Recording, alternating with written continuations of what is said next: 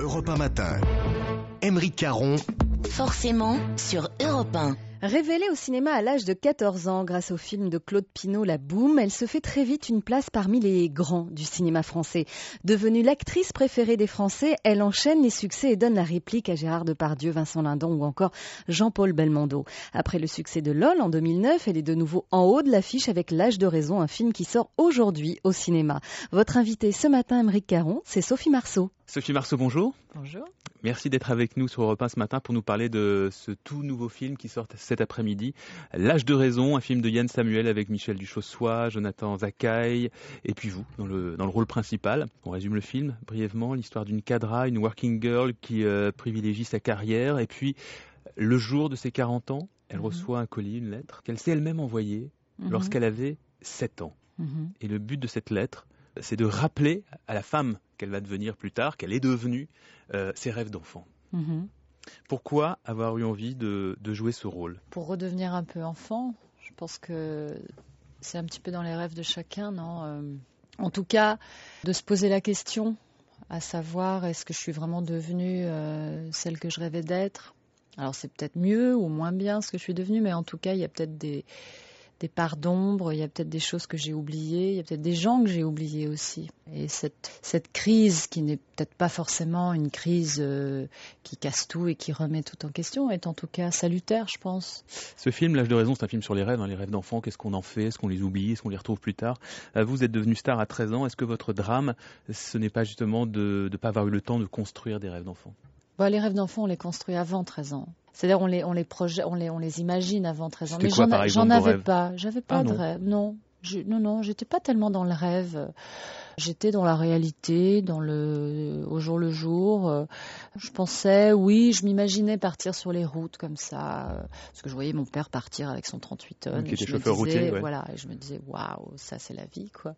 C'est-à-dire, on va loin. Je savais pas où il allait, donc j'imaginais comme ça des routes, mais enfin assez désertiques finalement, pas très peuplées, quoi. Et j'étais pas très avide de connaître le monde. J'étais très avide de faire de ma vie la mienne, c'est-à-dire de me dire, bon, allez, un jour c'est moi qui aurai mon 38 tonnes, et c'est moi qui vais faire ma vie. J'avais un grand besoin d'indépendance, oui. En tout cas, moi je sais comment vous rêviez lorsque vous étiez ado, lorsque vous aviez une quinzaine d'années, vous rêviez en bleu. J'ai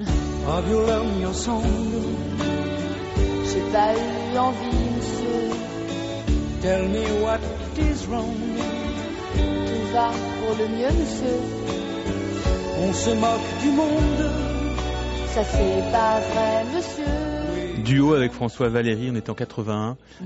Comment vous repensez à cette époque ? Avec tendresse ? Oh, il s'est passé tellement de choses en tellement peu de temps que c'était un petit peu étourdissant et puis effrayant. Et puis là-dedans, moi, j'essayais de me retrouver un petit peu, quoi. C'était pas... Je peux pas vous dire que c'était une partie de rigolade. Il y a eu des moments formidables. Moi, de rencontrer François, ça a été super. Parce que c'est quelqu'un aussi qui s'est fait tout seul. Et que voilà, donc j'avais besoin de m'identifier à des gens qui, comme moi, venaient de très loin et se retrouvaient dans un monde de lumière et de fame et de tout ça. Je voudrais qu'on parle un instant de La Boum 1 et de La Boum 2. Ce sont deux films qui vous ont apporté la gloire, qui ont changé votre vie, mais que vous semblez avoir renié à un moment en allant vers des rôles diamétralement opposés, des rôles très difficiles, des films d'auteur, très vite, très rapidement. Ouais, c'est pas par reniement, c'est parce que ces films différents qui s'offraient à moi complétaient, si vous voulez, ce que j'étais. C'était pas justement parce que vous aviez peur d'être dépossédé de qui vous vouliez devenir ? Oui, inconsciemment, j'imagine qu'on m'a tellement identifiée à Vic que je voulais aussi montrer autre chose de moi. Mais c'était pas calculé, c'était soudain. Bon, je lisais un scénario qui me parlait, qui parlait de moi aussi. Et donc c'était comme si on m'ouvrait on me disait, bah tu vois, tu peux te servir de ton deuxième bras. Soudain, c'était comme compléter le personnage. Donc c'était pas par reniement, c'était juste par réel désir de rajouter une couleur sur la palette. Et c'est ce que j'ai fait depuis 30 ans, quoi. Et à chaque fois, j'ai vraiment l'impression de rajouter une couleur. Ouais. Ça fait une quinzaine d'années que vous êtes régulièrement citée comme l'actrice préférée des Français. Alors là, vous sortez de plusieurs gros succès, dont LOL. Mais pendant toute cette année, il n'y a pas eu que des gros succès. Il y a eu des films plus discrets. Et néanmoins, vous êtes toujours restée l'actrice préférée des Français. Comment vous l'expliquez ? Alors que vous êtes un petit peu en dehors des circuits traditionnels. Écoutez, je sais pas, je pense que c'est encore une fois un carrefour de plein de choses, quoi. c'est vrai que le temps joue beaucoup. C'est le fait qu'on vous ait vu grandir.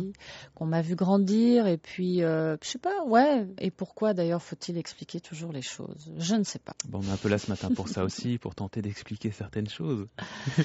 Ouais, ça je vous laisse, c'est votre travail. Et le fait que vous soyez régulièrement oublié des Césars, est-ce que il y a eu le fameux César évidemment de la Révélation, de le meilleur espoir féminin, et puis depuis plus rien. Bah, je sais pas. Là non encore, c'est en plus. contradiction avec votre Ouais, popularité. mais bon, le monde est fait de contradictions. Moi, ça me va bien. Écoutez, non, mais sérieusement, j'en suis pas du tout malheureuse. Et même, je vais vous dire que j'en suis presque heureuse. Pourquoi? Parce que je sais pas comme C'est tout un le côté monde. rebelle. Enfin, c'est pas moi qui ai choisi de ne pas voter pour moi, hein, mais donc ça dépend pas de ma volonté. Ce que ça veut dire, en tout cas, c'est que ça me met à l'écart, ça me met à part, et Ça j'aime vous bien plaît? cette place-là, bien sûr. Vous n'êtes pas seulement populaire en France, vous êtes également populaire dans plein d'autres pays, la Russie, l'Asie, vous êtes même une icône dans certains de ces pays. Et puis vous aviez démarré également une carrière américaine à Hollywood, il y a eu Braveheart, il y a eu le James Bond, Le monde ne suffit pas. Pourquoi vous avez pris du recul avec cette carrière hollywoodienne? C'est pas une carrière hollywoodienne, c'est ma carrière dans laquelle il y a eu des films anglais, américains qui sont venus.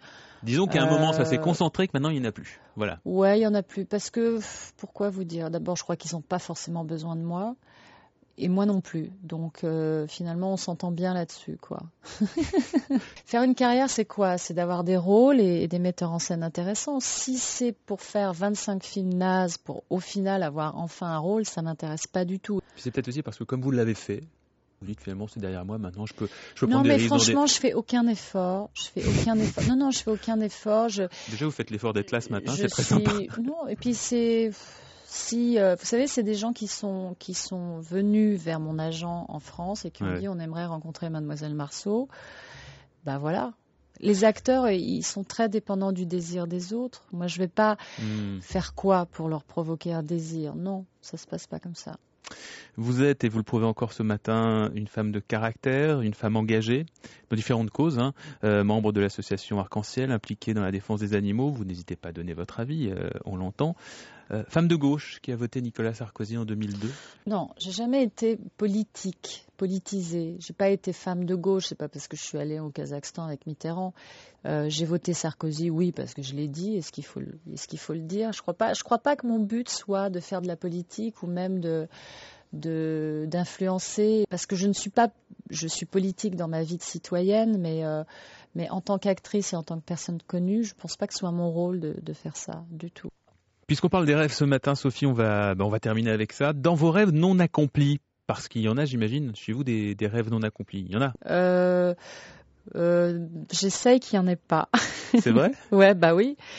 J'essaye qu'il n'y en ait pas. Et puis si j'arrive pas à les accomplir, non, ça c'est pas possible, ça. J'ai pas beaucoup de rêves, mais... Il y en a un quand même. Dites-moi. Celui de devenir chanteur d'ACDC. Ouais. C'est quoi cette histoire? Non, ça c'est des fantasmes. Pourquoi mais les devenir fantasmes, il chanteur faut pas les d'ACDC? accomplir, sinon c'est plus Pourquoi? rien. Qu'est-ce qui vous plaît dans ce fantasme? Non, d'être chanteuse rock sur scène, mais qui n'a pas rêvé de ça, franchement. On est loin de ce qu'on a entendu tout à l'heure avec François Valéry. Ouais, C'est mais pas j'ai le quand même même type de musique. chanté devant 11 000 personnes. Bon, j'étais en playback, certes, ça n'a pas tout à fait la même thérapie, quoi. Comment mais... dirais-je? On n'a pas retrouvé les riffs de guitare d'ACDC. Mais il n'est pas trop Vous voyez, tard. on peut pas tout faire dans une vie. Il n'est pas trop tard, Sophie. Pour ça, je pense qu'il est trop tard, sérieusement. Non, c'est pas vrai. En tout cas, on est vraiment très très heureux que vous soyez venus nous voir ce matin, Sophie, pour nous parler de ce film qui sort tout à l'heure, L'âge de raison. Je vous souhaite une très belle journée, très bonnes vacances. Merci, ouais, puisque vous je sais que aussi, vous une partez bonne journée bientôt. à tous. Une Merci, belle journée. Sophie. Merci. À bientôt.